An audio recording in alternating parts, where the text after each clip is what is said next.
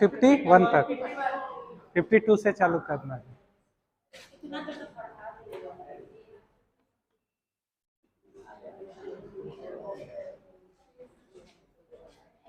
यहां देखिए, ध्यान दीजिए, सोचिएगा थोड़ा सा। ए नाम का व्यक्ति है, सामान्यता होता भी होगा आपके सोसाइटी में। ए नाम का व्यक्ति है, इसके अगेंस्ट में किसी प्रॉपर्टी को लेके केस चल रहा है, ठीक है। ए कह रहा है मेरा है और बी कह रहा है मेरा है। दोनों के बीच डिस्प्यूट है, विवाद है। किसके लिए? इसके लिए, संपत्ति के लिए, ठीक है। ए यहां दिमाग लगाता है और कहता है सी को कि ये 5 लाख की प्रॉपर्टी है, मैं 2 लाख में बेच रहा हूं, तुमको चाहिए तो बता, ठीक है। विवाद हुआ 1991 में। 1992 में ये इससे डील कर लिया और इसको बेच दिया, ठीक है। समझ रहे हो कंडीशन? मामला अभी पेंडिंग है। केस हुआ है 1991 में। एक क्या दिमाग लगा रहा है कि मैं इसको बेच दे रहा हूं, अब कब तक मुकदमा लड़ूंगा, क्या करूंगा, और फिर इसने सी को बेच दिया, ठीक है। ऐसे कंडीशन में आपका 52 कह रहा है कि ऐसा कोई अंतरण नहीं किया जाएगा, ऐसा कोई अंतरण नहीं किया जाएगा जो न्यायालय में वाद लंबित रहने के दौरान या कार्यवाही लंबित होने के दौरान, सक्षम न्यायालय में, कैसा न्यायालय? सक्षम, सक्षम न्यायालय में अगर कोई वाद या कार्यवाही लंबित है, हाँ, सक्षम न्यायालय, फिर उसमें कोई वाद या कार्यवाही का लंबित होना, और ऐसे कंडीशन में किसी अन्य को अंतरण अगर किया जाता है तो ऐसा कोई अंतरण नहीं किया जाएगा जो दूसरे पक्ष के हित के अगेंस्ट में हो या न्यायालय के आदेश को विफल करने वाला हो, ठीक है। न्यायालय के आदेश को विफल करने वाला। अब इस कंडीशन में यह समझो, जो अभी तुमको एग्जाम्पल दिया है, अगर इस कंडीशन में अगर न्यायालय ने यह निर्णय दे दिया कि ये बी की प्रॉपर्टी है, तो क्या इसका पालन करवा पाओगे? नहीं करवा पाओगे, इसीलिए 52 रखा गया है, ठीक है। कि जब तक न्यायालय का निर्णय नहीं आ जाता, तो न्यायालय की अनुमति के बिना आप ऐसा कोई अंतरण नहीं करोगे जो न्यायालय के आदेश को विफल करने वाला हो, ठीक है। यदि कोई ऐसा अंतरण किया जाता है तो वो मान्य नहीं होगा, समझ रहे हो? ऐसा कोई अंतरण नहीं किया जाएगा। यह व्यवस्था यदि ना हो तो हर व्यक्ति जिसका लड़ाई हो एक दूसरे से, वो तीसरे को बेच देगा, समझ रहे हो? यहां एक और बात कही गई है कि ये दुराभि संधि या दुह संधि जिसको कहते हैं, मालाफाइड कॉन्ट्रैक्ट के अंतर्गत ऐसा काम ना किया गया हो, ठीक है। दो व्यक्तियों के बीच ऐसा कोई संधि करके न किया गया हो। दुसंधि आपको नहीं समझ में आया होगा कि ये मालाफाइड कॉन्ट्रैक्ट क्या होता है, ठीक है। अब यही जो एग्जाम्पल है इसी में समझिएगा, ठीक है। ए और बी दोनों दोस्त हैं, ए और बी दोनों दोस्त हैं। दोनों क्या संधि करते हैं? ये प्रॉपर्टी किसका है? बी का। ए जानता है, ए इस जान रहा है कि ये बी का प्रॉपर्टी है। कब्जा किसका है? ए का। कब्जा किसका है? ए का। यहां ए और बी संधि करते हैं कि मैं तो दृश्यमान स्वामी हूं, अभी दृश्यमान स्वामी वाला पढ़ा था ना आपने। तो ए बोलता है कि मैं इस संपत्ति को सी को बेच देता हूं, ठीक है। इससे पहले हम लोग क्या करते हैं, हम लोग टीपीए पढ़े हैं आज क्लास में, देव सर पढ़ाए हैं, और वो बोले हैं कि ऐसा कोई कॉन्ट्रैक्ट अगर होता है कि जो कि लंबित के दौरान हो तो इसके अगेंस्ट में चला जाएगा, मतलब इसको लागू नहीं होगा जब तक न्यायालय में मामला पेंडिंग है। तो एक काम करते हैं, हम दोनों न्यायालय में पहले मामला पेंडिंग करवा लेते हैं कि ये संपत्ति किसकी है। ठीक है, ये दोनों मामला पेंडिंग करवा लेते हैं, ठीक है, और फिर ए सी को यही प्रॉपर्टी बेच देता है। ठीक है, ये दोनों के बीच कैसी संधि है? दुसंधि। समझ रहे हो? नहीं समझे? अरे नहीं समझे तो बोलो नहीं समझे। हाँ ठीक है। दूसरा,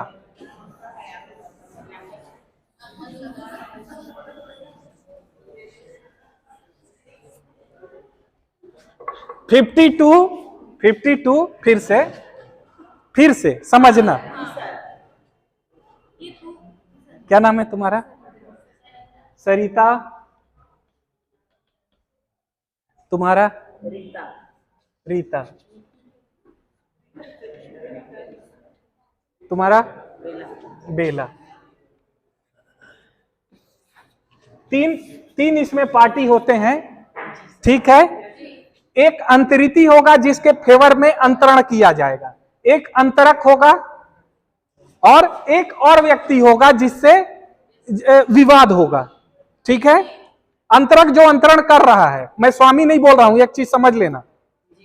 ठीक है, सरिता और बेला क्या है कि अलग अलग बैठते हैं। ठीक है, बीच में कौन बैठ रहा है? रीता। रीता का सरिता से अच्छा दोस्ती है, रीता का सरिता से भी अच्छा दोस्ती है, और बेला से भी अच्छा दोस्ती है। 52 इस तरह से समझना, किसका दोनों से दोस्ती है? सरिता। सरिता का बेला से भी दोस्ती है और रीता से भी दोस्ती है। यहां सरिता दो काम कर सकती है, या तो इससे दोस्ती निभा ले या तो इससे दोस्ती निभा ले। ठीक है, सरिता का एक प्रॉपर्टी है, ठीक है, सरिता का एक प्रॉपर्टी है, लड़ाई किससे है? बेला से। ठीक है, ये लड़ाई कब हुआ? 1990 में, पैदा होने के पहले। ठीक है, 1990 में लड़ाई हुआ सरिता और बेला का। किसके लिए? जमीन के लिए। ठीक है, अभी सरिता का बेला से लड़ाई है, पहला वाला सिद्धांत समझो। ऐसे कंडीशन में सरिता क्या करती है? रीता को अपनी संपत्ति बेच देती है। ठीक है, 5 लाख की संपत्ति 2 लाख में बेच दी। बेला का नुकसान हुआ कि नहीं? अभी प्रॉपर्टी डिसाइड नहीं है कि किसकी है, समझ रहे हो? ऐसे कंडीशन में इस कंडीशन उत्पन्न ना हो, इसलिए 52 में व्यवस्था की गई है कि ऐसा कोई अंतरण नहीं किया जाएगा जो न्यायालय के आदेश को विफल कर दे। अगर ऐसे कंडीशन में न्यायालय आदेश देता है कि यह संपत्ति सरिता की नहीं बेला की है, तब तो न्यायालय का आदेश, अब बेला की है तो रीता को थोड़ी मिल पाएगा। रीता को तो बेला से खरीदना चाहिए ना। समझ गए? तो यहां समझ गए, ये 52 कहता है।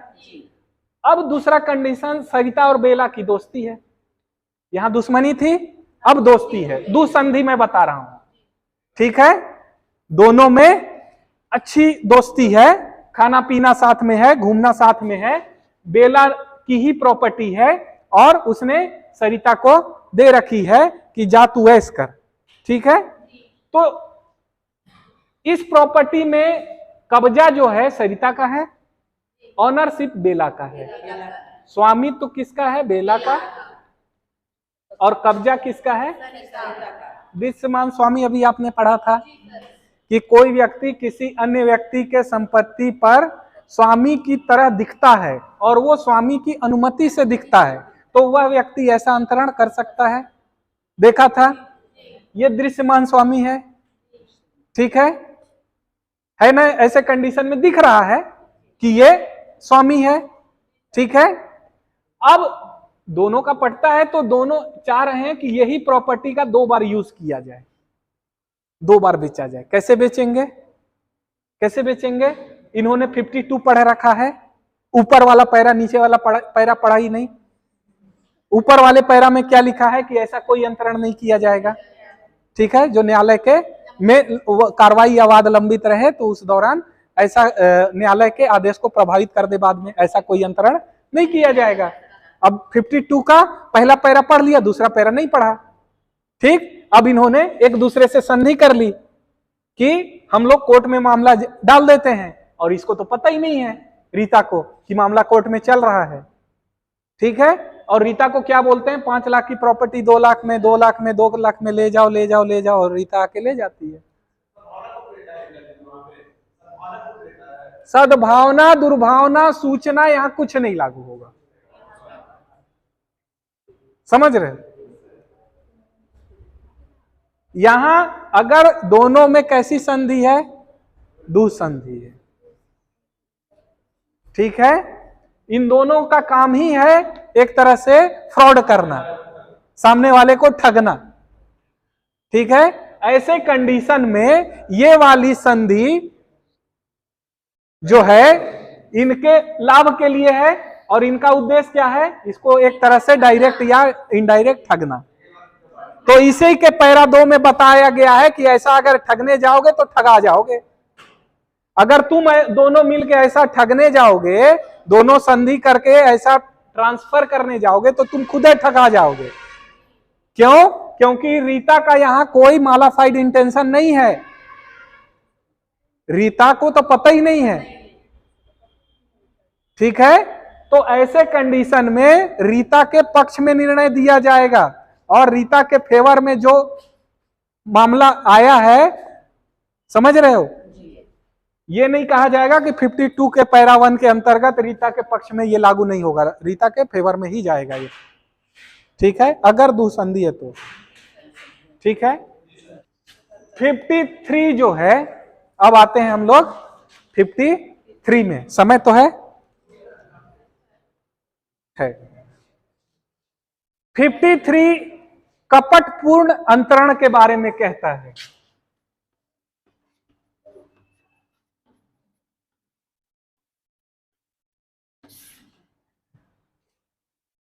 जो बुक की लैंग्वेज है वो बताऊं उससे पहले अच्छा लगता है कि एग्जाम्पल बता दूं तो काफी कुछ समझ में आ जाएगा। ए नाम का व्यक्ति है, ठीक है, बी के पास बंधक रखा है, उसी प्रॉपर्टी को सी के पास बंधक रखा है कुछ पैसे के लिए, और बाद में इसको डी को बेच देता है, ठीक है। डी को जानकारी नहीं है कि ऐसा कोई बंधक है। ए का उद्देश्य क्या है कि हमको ना बी को पैसा देना पड़े ना सी को पैसा देना पड़े। अब इसके पास बंधक रखे हो कुछ कुछ पैसे के लिए, तो इसके बंधक को चुकाने का दायित्व तो है ना ए के पास, ए चुकाएगा ना। पैसा लिया है भैया तुमने, इससे 5,000 लिया है और इससे 5,000 लिया है, और प्रॉपर्टी को बेच दिए तुम 50,000 में। समझ में आ रहा है? इसका उद्देश्य क्या है कि जो लेनदार है उसको पैसा ना देना पड़े, लेनदार को विफल करना है, इसको उसको मतलब उसके स्वामित्व या उसके भार जो कि इस संपत्ति के ऊपर है, जो स्थावर संपत्ति है, इसके ऊपर अगर ये बंधक लिया है, इसको बंधक बना के लिया है, तो इसको जब बेचेगा तो इसके ऊपर भार हुआ कि नहीं, ये प्रॉपर्टी के ऊपर 10,000 का, तो ये दोनों 5-5 हजार रुपए दे के होशियार हो गए। मैं वो शब्द यूज नहीं करूंगा,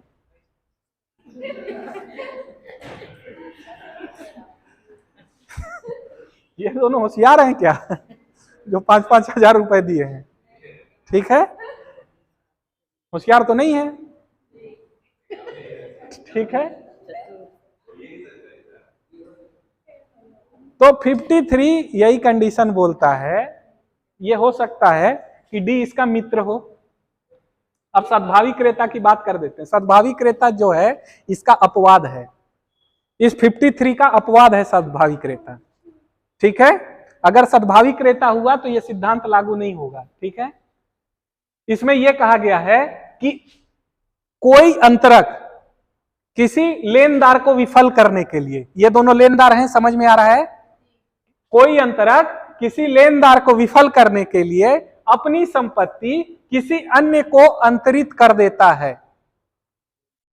ठीक है, लेनदार को विफल करने के लिए अपनी संपत्ति किसी अन्य को अंतरित कर देता है, तो ऐसा अंतरण इसके संबंध में नहीं किया जा सकता।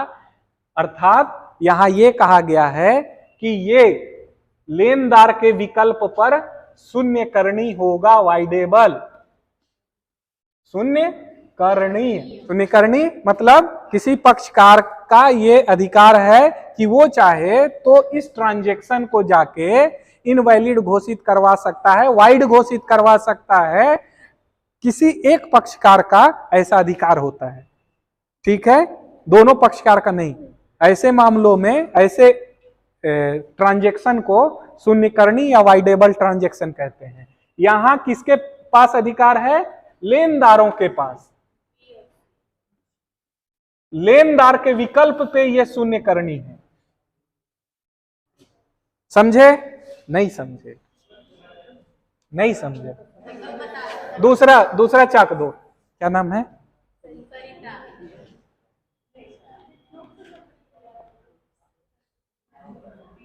सरिता।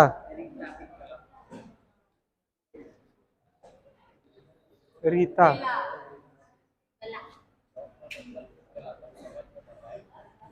बेला। तुम्हारा?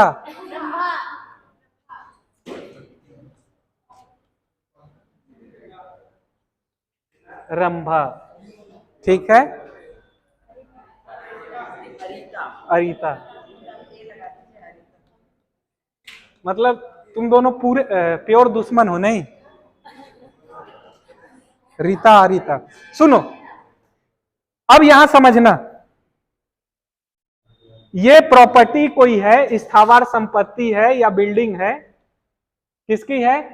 सरिता की। ठीक है, सरिता क्या करती है? सरिता के पास पैसा खत्म हो गया है और सरिता को साग भाजी खरीदना था और उसको कोई उधार देने के लिए तैयारी नहीं था। बोला मेरा घर बंधक के रूप में तुम्हारे पास रहेगा और मतलब तुम्हारा इस पे अधिकार रहेगा। बेला को ये बोल के 5,000 रुपए ले लेती है। ठीक है, यही बात बोल के अगले महीने रंभा से भी 5,000 रुपए ले लेती है। ठीक है, और यही बात बोल के अरीता से भी 5,000 रुपए ले लेती है। ठीक है, अब इसको लगता है मैं चुकाऊ का तो पाऊंगी नहीं, मैं चुकाऊ का पाऊंगी नहीं, और सरिता और अरीता में कभी बनता ही नहीं है। ठीक है, और सरिता का दोस्ती रीता से है। रीता से दोस्ती है, समझ लेना, यहां दोस्ती शब्द यूज है, बुक में नहीं है, एग्जाम्पल में है, बुक में दोस्ती शब्द ही नहीं है। ठीक है, मेरा यह कहना है सरिता और रीता को इस बारे में जानकारी है कि ये संपत्ति पे इन लोगों का भार है, अर्थात ये संपत्ति के संबंध में सरिता के लेनदार हैं। ये तीनों लेनदार हुए, लेने वाले, ऋणी हो या ये ऋणी हुई सरिता क्योंकि ये ऋण ली है और ऋण को प्राप्त करने के लिए इन लोग अधिकारी हैं, वापस प्राप्त करने के लिए, इसलिए इनको लेनदार कहा जाता है। ठीक है, तो यहां ये कहा गया है सरिता की दोस्ती है रीता से। रीता को बोलती है सरिता कि देख न रे, मेरा 15,000 उधारी हो गया है और ये प्रॉपर्टी जो है ये मैं इन लोग को देना होना नहीं चाहती। ठीक है, और तू इसको रख ले 50,000 में। ठीक है, ये 50,000 में इसके नाम से रजिस्ट्री कर देती है। ठीक है, रजिस्ट्री कर दी, दे दी, ठीक है। यहां 53 में ये कहा गया है कि ऐसा कपटपूर्ण अंतरण नहीं किया जा सकता, और अगर किया गया है तो ये जो लेनदार हैं बेला, रंभा और अरिता, इनके विकल्प पे शून्यकरणी होगा। ये चाहें तो कोर्ट में जाके शून्य करवा सकते हैं।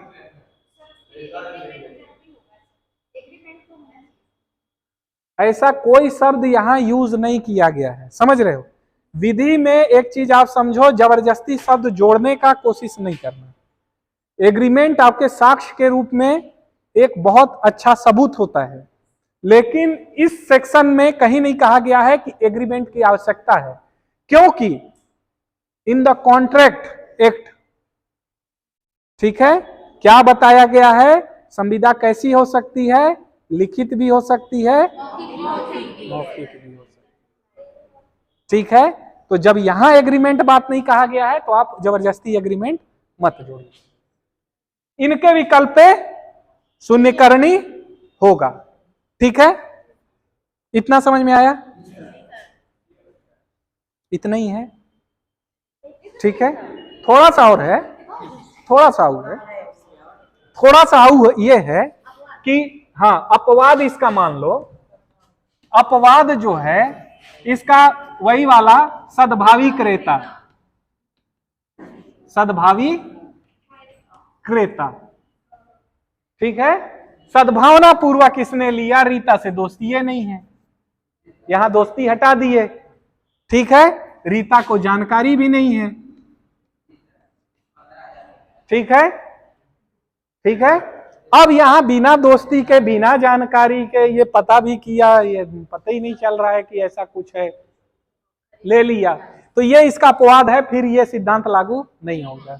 दूसरा, दिवालिया संबंधी प्रावधान, अगर दिवालिया संबंधी अधिनियम के अंतर्गत कोई बात इस प्रावधान के अगेंस्ट में है, ठीक है, तो भी ये प्रावधान लागू नहीं होगा, ठीक है। ये दो अपवाद हैं, पहला अपवाद ये और दूसरा अपवाद ये दिवालिया वाला, ठीक है। अब मान लो दिवालिया वाला कैसे, बुक में नहीं समझाया है, मैं समझा दे रहा हूं।